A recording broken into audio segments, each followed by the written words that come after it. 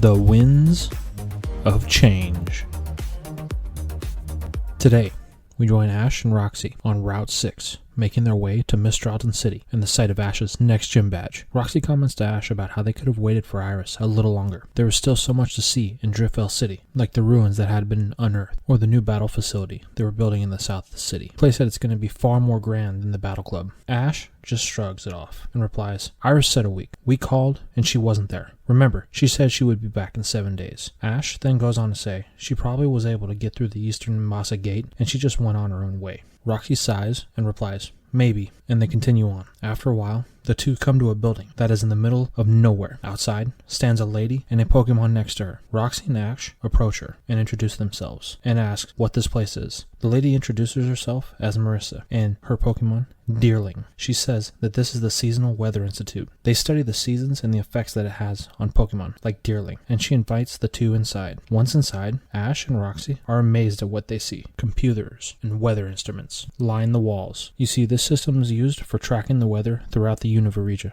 in real time. Ash and Roxie are amazed. They've never seen anything this high-tech before. Marissa states that she is responsible for this place. It houses all the data and weather anomalies in Unova dating back nearly 3,000 years. Ash asks how this is possible. Marissa explains that through all the recent discoveries of ancient cultures, they have made some interesting finds, and the weather plays a huge part in it. Marissa then comments how Ash and Roxie look tired. They did leave Driftveil about a week ago, and have been on the road ever since. They say yeah, and Marissa asks if they would like to stay the night. After all, there is plenty of room. It's just her and Deerling. Ash, Roxie, and RIOLU happily take her up on this offer, as a chance to sleep in a bed for the night is too good to pass up. Then an alarm goes off. Marissa goes to check it. Ash asks if everything is okay. Marissa responds, yeah. For some reason, the area has been experiencing an unusually high traffic of wind currents lately, and she doesn't know why. It's unusual for this time of year, so she wants to be sure that she is tracking it. She shuts off the alarm and asks, who's hungry? Several hours later, after they've all settled in for the night, after a very large meal, Ash and RIOLU are laying in bed. Ash turns to RIOLU and asks, hey RIOLU, you trust me, right? RIOLU just stares at Ash, puzzled. Ash says, you're my first Pokemon, and we've had a lot of growth together. But back in the Driftveil gym, I almost didn't proceed with the battle because of your injuries. If you would have said no, and we would have left, you would have been okay with it, right? RIOLU looks at Ash for what seems to be an eternity, and then nods, and the two fall to sleep together. Hours later,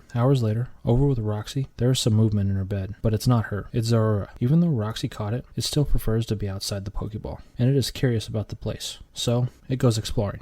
After a while of looking around, it comes to a room that isn't all high-tech like the others. It seems to have items that are of Unova's ancient past. But then, Zorora notices one item in particular. It jumps up onto the stand where it is being held. It seems to be a mirror of some sort, and Zorora is intrigued by it. But then, in the reflection behind it, it notices a shadowy figure, and it turns invisible. The figure steps out of the shadows, and is revealed to be Eclipse. Zorora panics and runs to wake up Roxie. When heading out to the main room, Zorora notices that it's filled with Team Plasma grunts. It hurries back to wake Roxie. Once awake, Roxie notices that something is wrong, and she starts to head out of the room. As soon as she opens the door, she is met with a grunt, and it's Girder. The Girder tries to restrain Roxie, but Zorora fires a Shadow Ball at it. The commotion wakes up Marissa and Deerling, and they come out to confront Team Plasma. She demands that they leave at once. They have no right to be here. Then she hears a voice say, don't worry, we will, once we've collected what we've come for. And from out of the darkness steps Andrea. Roxie knows that they are in trouble. Back in Ash's room, RIOLU, being more sensitive to the surroundings, wakes up, and it looks at Ash, who is still fast asleep, and tries to wake him up, but it's stopped cold. It can feel the presence in the room. It scans the area, and it locks onto something that is not friendly, and it fires an Aura Sphere. It gets deflected by another attack, and without a word, steps out Bisharp and Necrosis. RIOLU instantly knows who this is, and is angry, because he took Meloetta. Then, RIOLU starts to glow with aura, but this time, it doesn't seem to be overwhelming it, and the aura gets brighter, and Necrosis simply says one word, with a sinister smile. Perfect. Back out with Roxie and Eclipse, the two have started battling. Roxie sends out Whirlipede to handle Eclipse's Excalibur, but it is of no use. Roxie is nowhere near the strength of Eclipse. On top of that, her attention is also split because Zorora is battling the Girder as well, when a loud crash comes through the window next to them. Back in Ash's room, the crash wakes him up, just as Bisharp and Necrosis captured RIOLU, and they are heading for the window. Over the radio, you hear data acquired, and Necrosis responds with the target acquired. Pull out, as Ash frantically tries to stop Necrosis from taking RIOLU, but it's too late. They are gone. All of Team Plasma has vanished into the night. Ash can't believe it. What would Team Plasma want with RIOLU? Ash heads outside his room, and there stands ROXIE and Marissa, with Zorua battered and beaten. Ash tells them in tears, they took RIOLU. ROXIE says, this was a planned attack, but it could have been a lot worse. Ash says, how could it be worse? ROXIE says she was in trouble. Zorua and Whirlipede were going to be injured, really bad, but she points to the window that was broken. There stands Crocro. Ash is puzzled. Crocro looks at Ash and starts making a fuss, pointing at its face. Then Ash thinks back to the glasses that Clay gave him. Ash runs to his bag and pulls them out. He walks over to Crocro and gives them back. Crocro takes them and fumbles to put them on his face. Once complete, it looks at Ash and his worried expression, and hears everyone talking about RIOLU and what the next move is. Then, Marissa runs to check everything, but all of the computer systems have been hacked, and they are not transmitting anything, and the artifact room is smashed. They ask if anything is missing, but Marissa says she won't know until she inventories everything. Ash asks, what are they going to do? We need to find RIOLU, but they don't have the first idea where to look. The only thing they know is Team Plasma seem to head northeast of the Weather Institute. Marissa then has an idea. She tracked the weather patterns over the last 3 weeks and realized that they are coming from the same direction that Team Plasma headed towards. Ash says there's no time, and he goes to change. On his way out the door, ROXIE stops him. Ash, you need to be careful. I would help you, but 2 of my Pokemon are hurt, and they need my help here. Ash agrees, and he turns to Crocro, standing in front of him. It intends to go with him. Ash says he's glad to have the help, and the 2 head out. After a while of searching, the 2 haven't found anything, and Ash thinks they may need help. He sends out Swanna and Levani. He tells them what happened and to go try and find anything that could be of help. The 2 then head off. Crocro is surprised how all of them care for RIOLU, and it and Ash continue the search. After a while, Ash and Crocro can see Swanna signaling them. It leads them to a cave that looks like it was man-made. Ash realizes that Levani hasn't returned, so he sends Swanna to go look for it, while he and Crocro head inside. After walking around inside for a while, the light from the outside fades,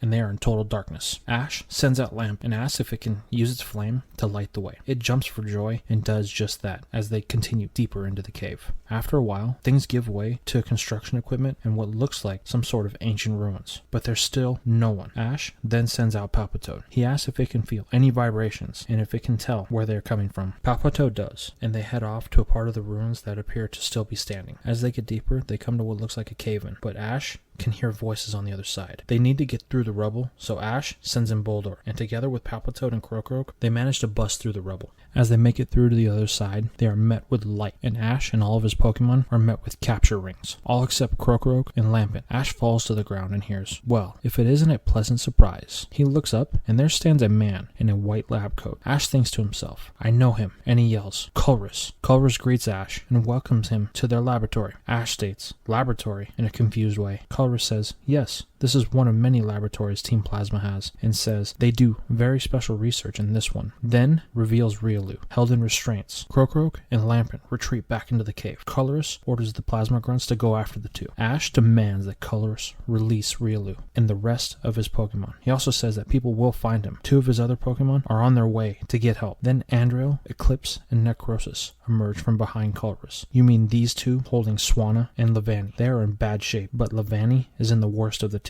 Ash yells, no! Colrus then states, I've been watching you for a while, and I made special arrangements to capture your Pokemon and keep them restrained. Although I didn't account for the other 2, but no matter, they will be dealt with. Ash asks, why? Why do all this? I'm just an ordinary trainer. Nothing special about me or my Pokemon. Colrus then replies, that is where you're wrong, Ash. Do you remember what I told you in the desert? Ash thinks back. No, he replies. Colrus says, no matter. I wouldn't expect you to remember anyway. I studied the bond between Pokemon and humans, but there is another field of study that I specialize in, genetics, and this RIOLU is very important to that subject. Ash then says he has no idea what he is talking about. Colrus then asks, Ash, ask yourself, how did you get RIOLU? I bet you didn't even get RIOLU the normal way a starter Pokemon is given out. I bet you got it as an egg, didn't you? And I bet that person that gave it to you didn't know where it came from. Ash thinks to himself, how does Colrus know all this? I didn't meet him until way after I got RIOLU. Colrus then pulls out a stone from his pocket and says, watch. He holds the stone to RIOLU and it starts to react. RIOLU, who was unconscious during all this time, begins to react to the stone, writhing in pain. Ash knows this. Colrus says, this is the same stone that was in the desert cave. You want to know why RIOLU is in so much pain, Ash? But before Colrus could answer, there is a large explosion. Then the power fails. Colrus, in a panic, orders the 3 members of the Shadow Triad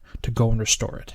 If they don't, it will be free. The three comply and vanish in an instant. Colorus goes to another room to verify the condition of something. While gone, Ash yells to RIOLU and the rest of his Pokemon. Swanna, Palpitoad, and Boldore are all awake, but RIOLU and Levani are unable to respond. Ash asks Boldore if it can break its restraints with a flash cannon. It fires one at Palpitoad, and it works. Then the two Pokemon break free and make their way to the top of the platform, where RIOLU, Swanna, and Levani are. With some effort, they manage to free the others. RIOLU does wake up, and it is able to stand, but Levani is in very bad shape. It won't wake up and is very injured. Ash recalls it, and then tells the other they need to get out of there, but he questions where Krokorok and Lampent are. Then, RIOLU notices something and wanders to the back side of the platform. There, in a containment field, is Meloetta. It appears to be in some sort of stasis. Ash walks over and says they must have captured it when they teleported away the last time we saw them. RIOLU is furious about this, as is Ash. The two are sharing the same emotions of anger, and RIOLU starts to glow. Ash notices this, but to his amazement, RIOLU is not overwhelmed and is able to focus. Ash orders everyone to attack the containment field, and they all proceed to.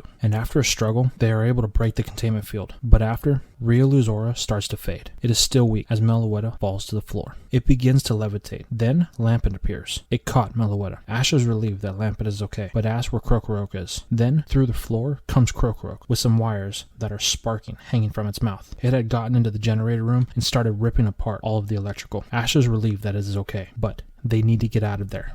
Ash recalls Palpitoad, Boldore, Swanna, and Lampent. He picks up Meloetta and tells RIOLU and Krokorok they need to go. But Colorus reappears at the door and tells Ash he won't be leaving with RIOLU. It's his responsibility, and Ash can't take him. Colorus sends out Klinklang. RIOLU steps up. Although weak, it still wants to fight. Ash can see this. RIOLU wants to make it clear to Colorus that it chooses Ash and only Ash. Ash agrees with RIOLU, and RIOLU starts to attack at Ash's command. The battle doesn't last long, not because Colorus is a better trainer, or RIOLU falls due to weakness, but because RIOLU starts to glow with aura again during the battle as Ash gives it commands. Intrigued by this, Colorus recalls Klinklang. Ash is confused. Colorus tells Ash and RIOLU they have earned their freedom on this day, but he will come for RIOLU someday in the future. With that, Colorus vanishes back into the room from which he came. Ash tries to escape with RIOLU and Krokorok, but is then met by Zinzolin. He won't let Ash go and claims he's not weak like that pathetic Colress. He doesn't even know why Getsus trusts him. Zinzolin sends out Cryogonal. Ash thinks, great, most of his Pokemon are weak. The only one that has in battle is Lampent, so Ash sends it out. Lampent is able to overpower Cryogonal easily, taking great joy in this new game that he gets to play. But Zinzolin isn't having any of it, and he sends out another Cryogonal. Now, Lampent is starting to struggle, and Ash notices it. RIOLU wants to step in, and as it does, it gets held back, but not by Ash. Krokorok is standing there, and it will go into battle. Ash sees this and agrees. Ash calls for a Stone Edge, and Krokorok does it, catching Zinzolin off guard. Then, Lampent and Krokorok make quick work of the two Cryogonals, sending Zinzolin packing. But the team has little time to celebrate. There is another explosion from deep within the complex, followed by a very powerful gust of wind. Ash tells everyone that they need to get out of there now, so they make a break for it. Once outside, they watch as the base implodes in on itself. Then, what appears to be a Pokemon flying up from the collapsing complex. Ash pulls out his Pokédex, and it identifies the Pokemon as Tornadus. It bellows a loud cry.